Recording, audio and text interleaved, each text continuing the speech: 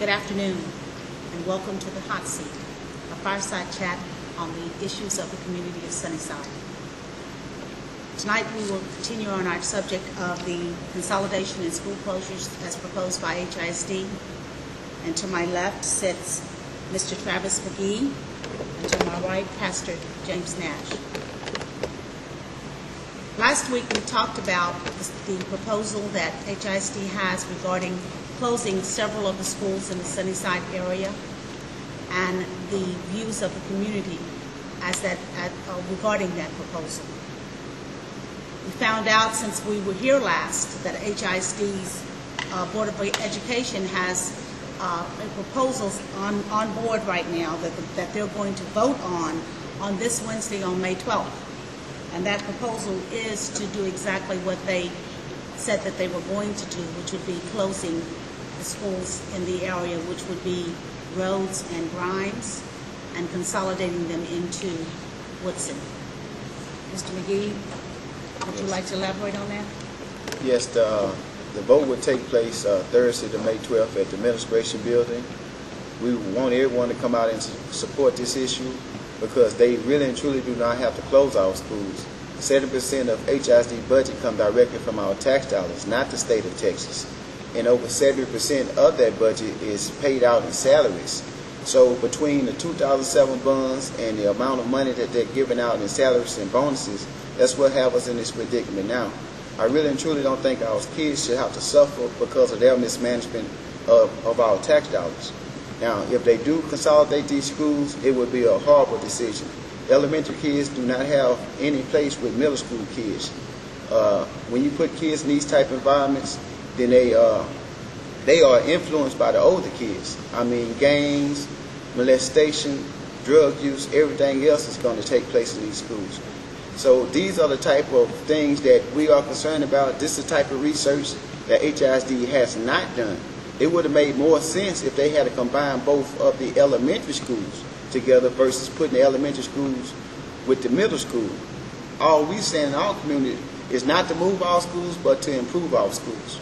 You know, I'm in total agreement with you. What I don't understand is that have the community been involved in any of this planning as far as the school?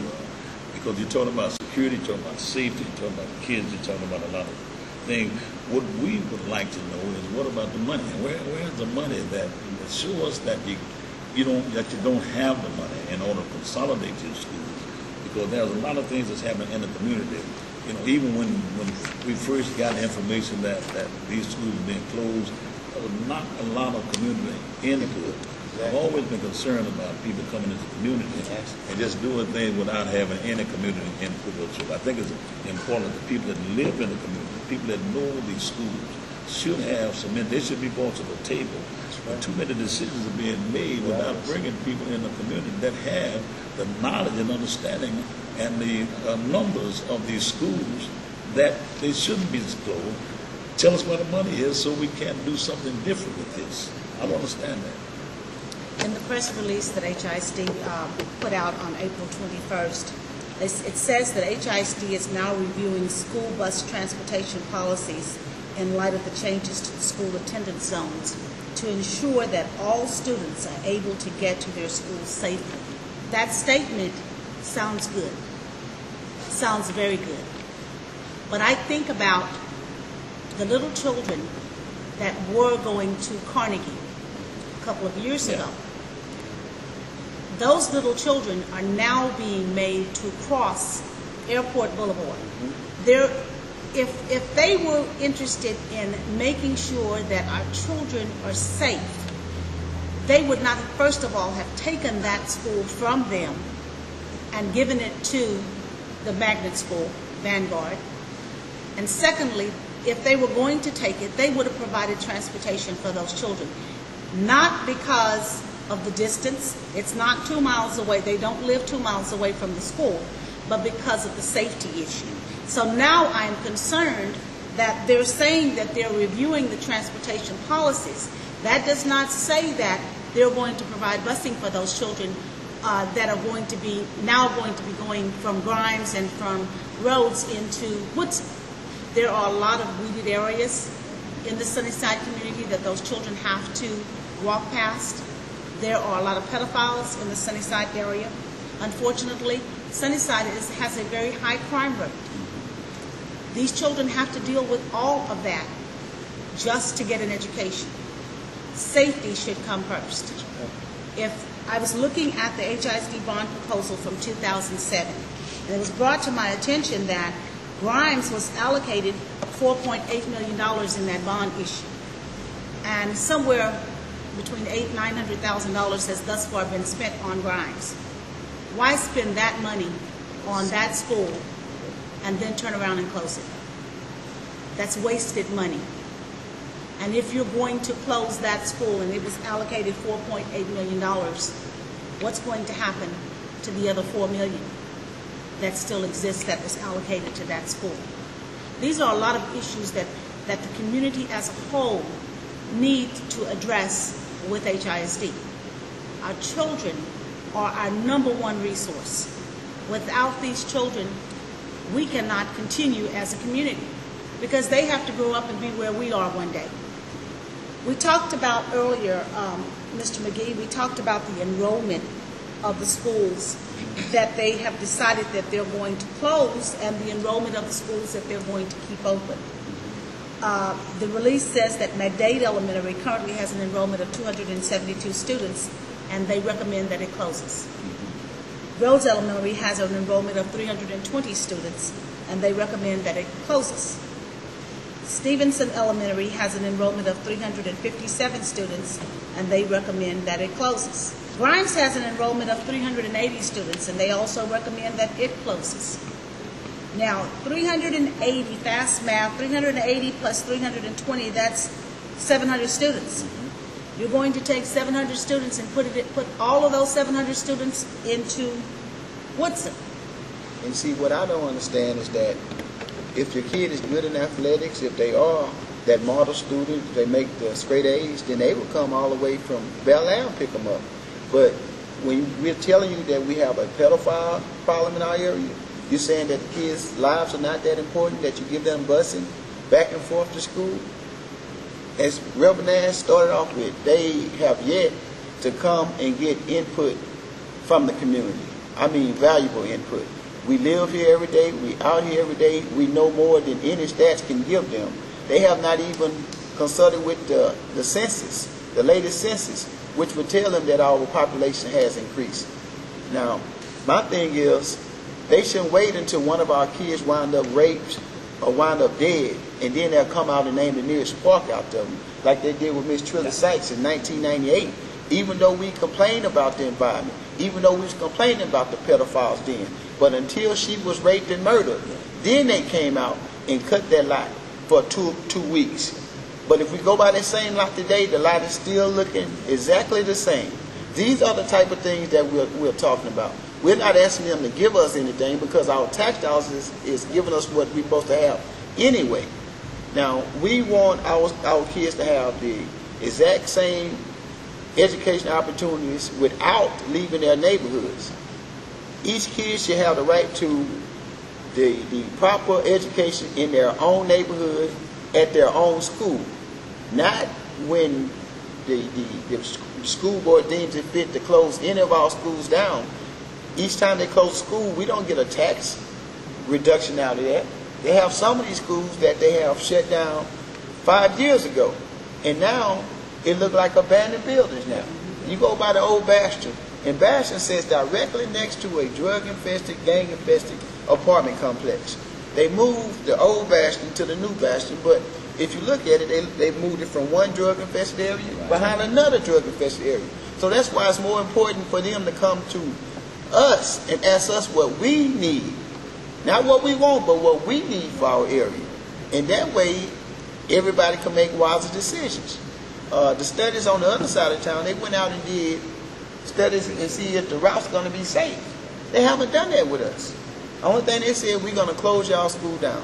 Each one of these schools that they had on the list was successful schools.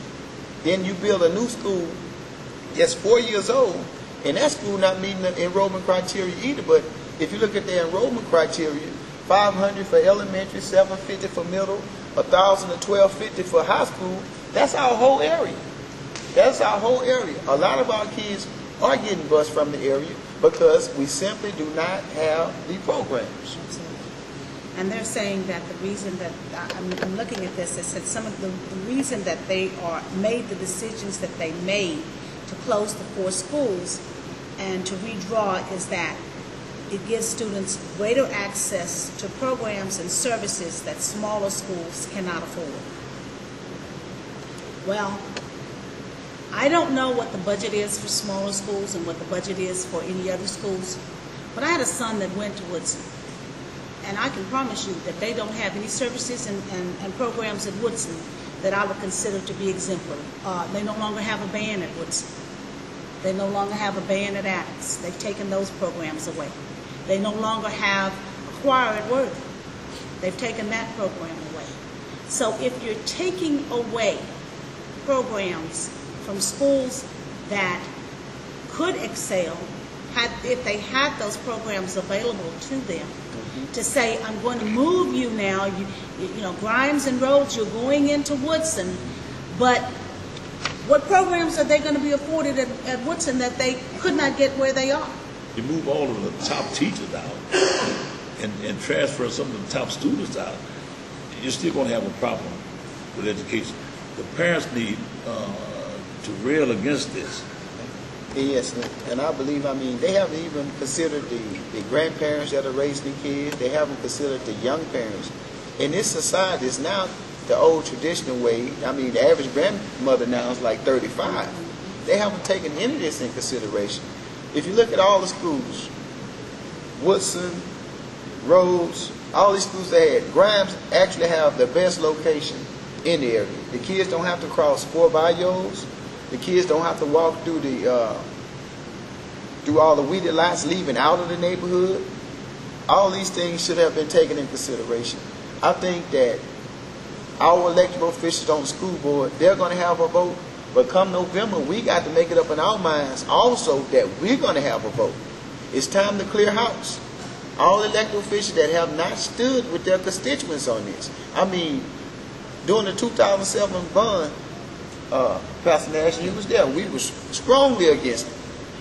All of them was out 24/7 supporting this thing, whether they admit to it or not.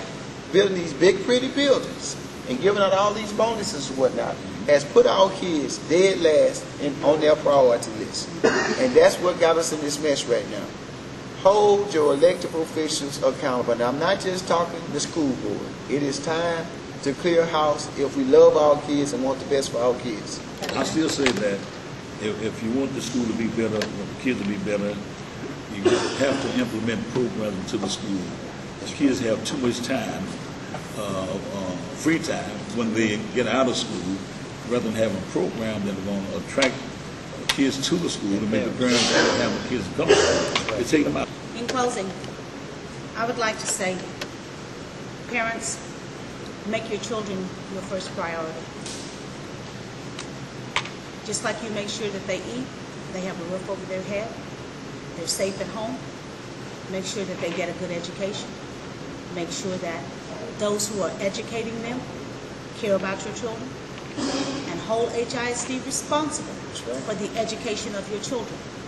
Not only the state of Texas, but the federal government says that your children have a right to be educated. Your children have a right to all of the resources that all the other children in HISD and around the state have. So make sure you get your fair share. You're paying for it. The school board is going to vote on this on May 12th. Be down there. Make your voice heard so that your children can get a fair shake. Thank you.